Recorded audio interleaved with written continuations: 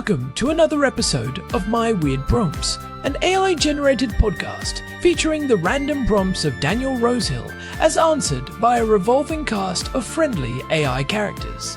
Join us for deep dives into AI, technology, and whatever other random thing Daniel finds fascinating today. Subscribe on Spotify or your favorite podcatcher. Now, today's episode. This episode was generated using artificial intelligence. Please verify facts. Hi there, Herman and Corn. So I'd love to chat today about part of the job hunting picture that I think is a challenging one, and especially in the context of remote work. I think it's one area where AI can shine. I mean, it can shine in so many areas, but especially in this one. So let's take a remote job seeker who's looking for exploring opportunities, having conversations with companies, and there is a lot of potential options out there. Let's just say you might be looking at a few companies. They all look good. They all look innovative. But whether it's your first job or you're established in your career, there is a lot riding upon making the right choice, not just in terms of the salary and what you're going to, how you're going to grow and how you're going to contribute, and is it going to be a good working relationship. You don't want to wade into a sea of dysfunction. And the challenge is that, and as you can tell, maybe I share this from some experience, what can look golden on the outside is rotten on the inside, especially when you have companies that are maybe litigious and are manipulating tools like Glassdoor to kind of silence employees from saying, yeah, this place kind of sucks. Now, you don't want to go into a screening process looking for fault. But I have experimented with a couple of AI agents that try to do this a bit more intelligently. And again, not because we've talked about the confirmation bias, not saying you're here to find red flags, but saying you're here to evaluate the company through these different signals. The signals I've used in these agents include things like the average employee duration, which can be found on LinkedIn and is a good signal for employee retention. You don't want to find a revolving door. But if you have a gigantic workplace with a globally distributed office, you might need to be more specific than that and see, is your department a revolving door? Because sometimes the dysfunction can be limited to a specific department within a specific office. So that degree of specificity, I think, is often what's required. I like to look as well at the funding history. Has the company raised money to try again, find companies maybe or filter out companies that might sound like they have a really great idea, but they've been trying and failing to raise for a while, and that can often mean that they're desperate to get people in and, give them really 2 or 3 jobs. But more than that, the hardest one is trying to get a sense of the culture of a company. And I think when we talk about what's a good place to work versus a bad place to work, my personal belief and experience is that the connections between people and the actual internal workflow tends to matter more than the remuneration. A healthy work environment where it's truly collaborative, where views are discussed, where employees are given freedom to take on projects, and no one is put under a either micromanagement or an extremely tight budget. Those are little things that if you run into them, can really take a good company but make your experience within it not so positive. So Herman and Corn, I'd love to get your feelings on this question of running background checks on potential employers. We don't want to go overboard. We don't want to be on a fault-finding mission, but I do think that we have more tools than ever before that we can use and bundle together with AI in order to make more informed decisions before signing on an employment contract. Herman and Corn, let's talk about prospective employer research. Over to you two. Hey everyone, welcome back to My Weird Prompts. I am Corn, and I am joined as always by my brother, the man who probably has more browser tabs open than most small businesses have files.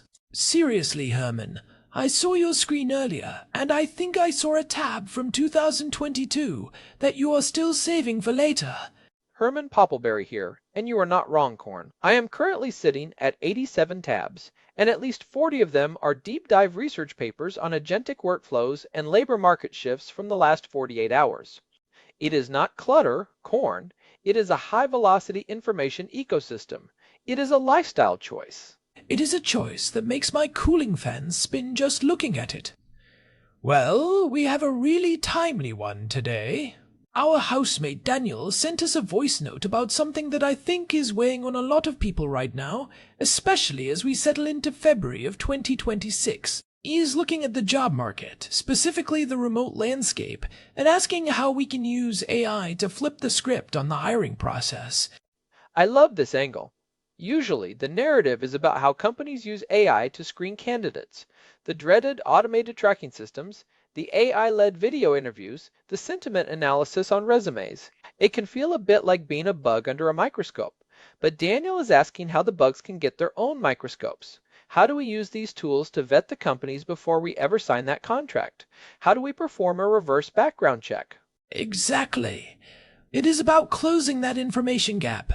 When you are applying for a remote role in 2026, you do not get to walk through the office and see if people look miserable or if the coffee machine has been broken for 3 weeks. You are sitting in your own house looking at a polished website and a recruiter's ring light. Daniel mentioned evaluating things like employee retention, funding history, and that elusive thing called company culture. He wants to know if the vibe matches the math. It is the ultimate due diligence challenge. And we have touched on some of the broader shifts in the labor market before. Back in episode 397, we talked about the Great Hollowing and how AI is changing the career ladder itself. But today is much more tactical. It is about the hunt. It is about using LLMs and autonomous agents to peel back the corporate wallpaper. Right. So let us start with one of the biggest signals Daniel brought up, employee retention. Traditionally, you might look at a company's LinkedIn page and see they have 500 employees, but that does not tell you the velocity of those employees. Herman, how can AI help us get a more granular view of that in today's environment? This is where a good AI agent, something with real-time web access like a Perplexity Pro or a custom Claude-based scraper, really earns its keep. If you just ask a standard chatbot, what is the retention at company X, it might give you a vague answer based on a 2-year-old training set.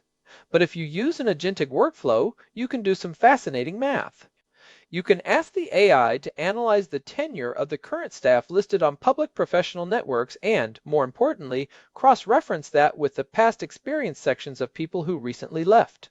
But wait, a company might have a high turnover in sales, which is common, but very stable engineering teams. Does the AI catch that nuance, or does it just give you a scary-looking average? That is the key. You have to prompt it for departmental segmentation. You can tell the AI, analyze the last 50 departures from this company, categorize them by department. What is the average tenure in the engineering department versus the marketing department? If you see that senior engineers are leaving every 14 months, but the job description says they are looking for someone to build a 5-year architectural roadmap, that is a massive red flag. The AI can process those hundreds of profiles in seconds, whereas a human would take days to click through all of them and probably lose their mind in the process. That is a great point.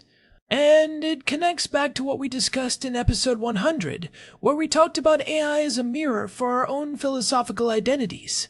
If you know you are the kind of person who needs stability and deep work, seeing a high-velocity churn through an AI analysis tells you that this mirror is showing you a reflection you might not like.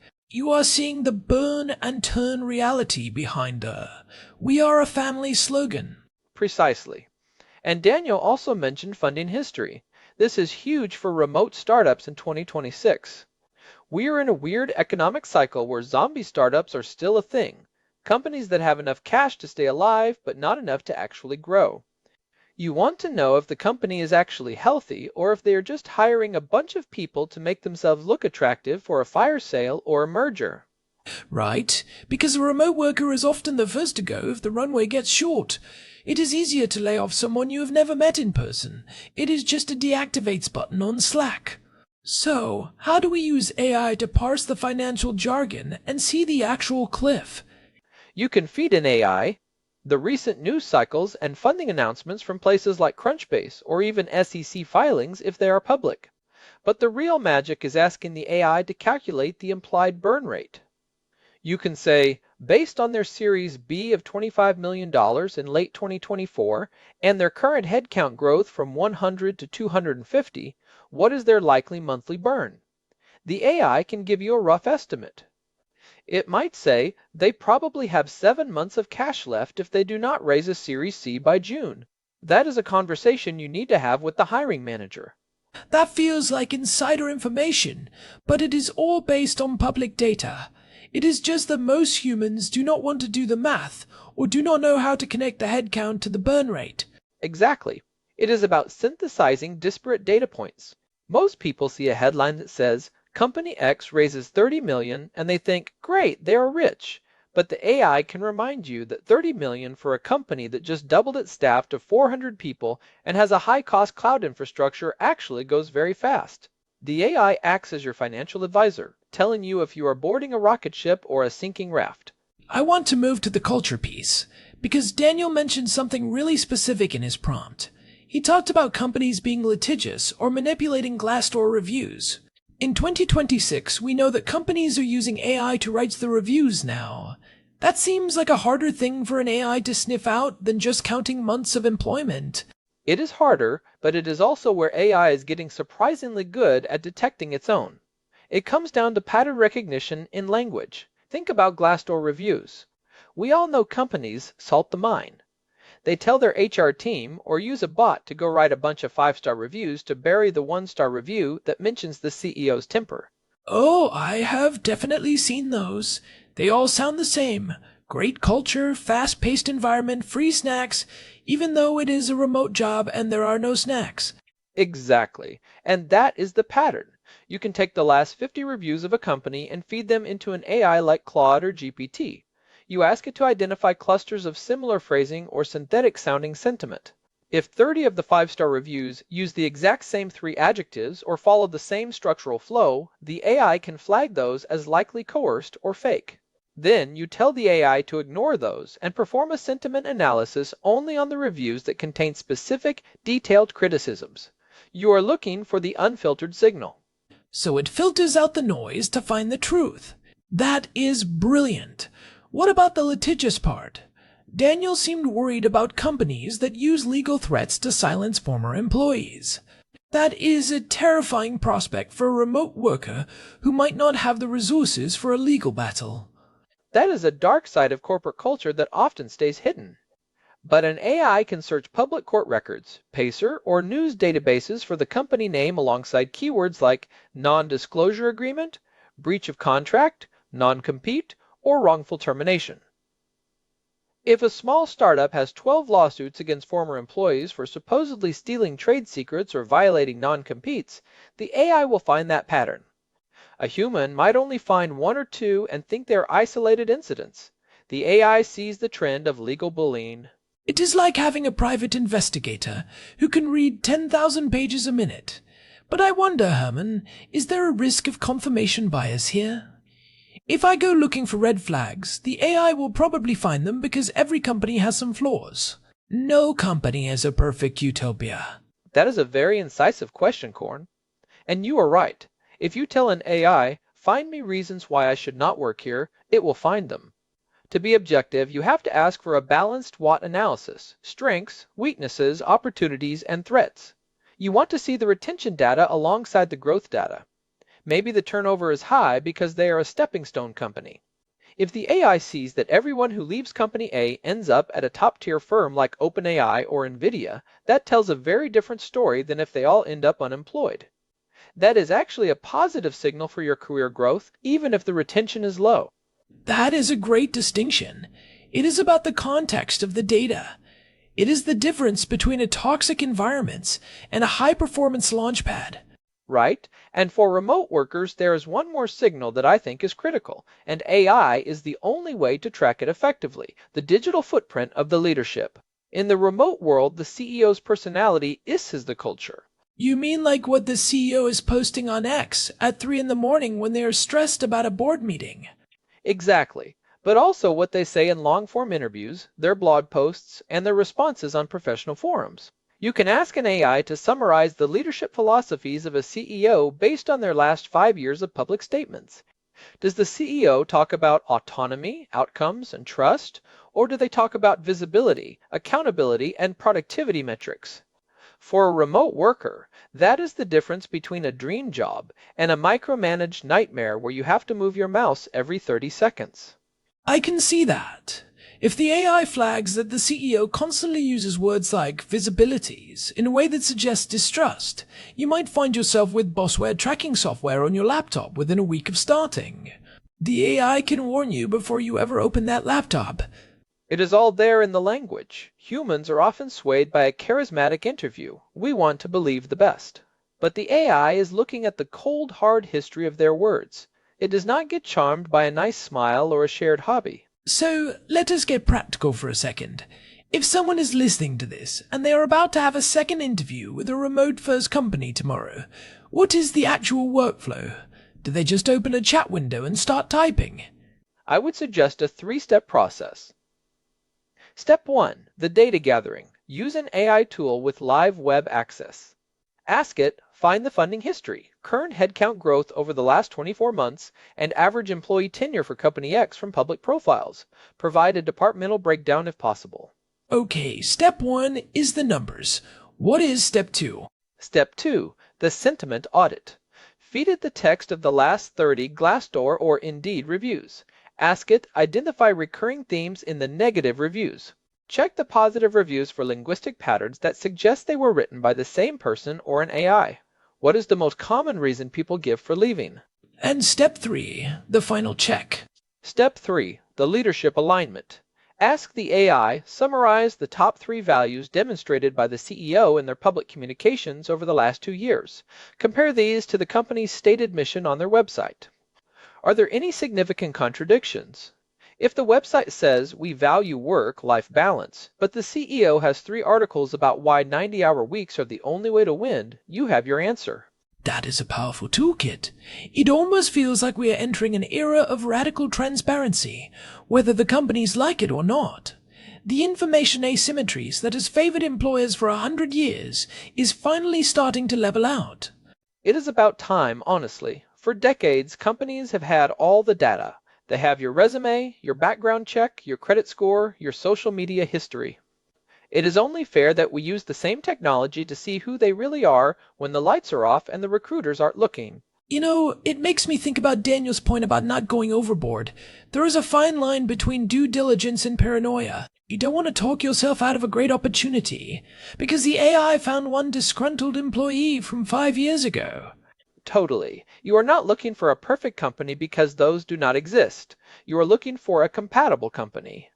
If the AI tells you the company is chaotic but high growth, and you love chaos and growth, then that is a green flag for you, even if it is a red flag for someone else. The AI isn't making the decision for you, it's just giving you better ingredients for your own judgment. That is a great way to put it. It is about alignment. Herman, did you see that recent study from January about remote work and AI-driven monitoring? It was saying that companies are increasingly using AI to track employee sentiment in real time by analyzing Slack messages. I did. It is a bit Orwellian, isn't it? They are looking for vibe shifts in the Slack channels to see if morale is dropping before people start quitting.